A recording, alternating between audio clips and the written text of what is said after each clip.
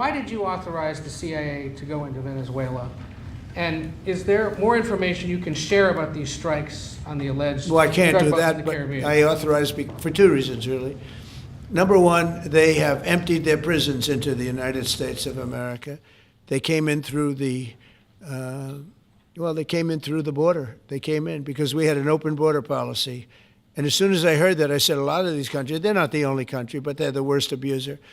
And they've entered they've allowed thousands and thousands of prisoners, mental institution, people from mental institutions, insane asylums, emptied out into the United States. We're bringing them back, but that's a really bad, and they did it at a level that probably not, many countries have done it, but not like Venezuela. They were down and dirty. And the other thing are drugs. We have a lot of drugs coming in from Venezuela.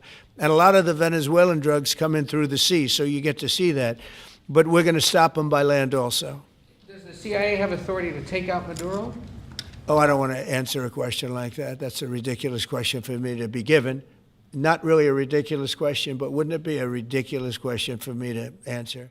The ships, though, sir, there are Republicans and Democrats up on the Hill concerned that in the briefings they've gotten about those attacks, they're not necessarily getting information about who was on them and what exactly was on those ships. Can you ensure that but they are given information that they were loaded up with drugs, and that's the thing that matters.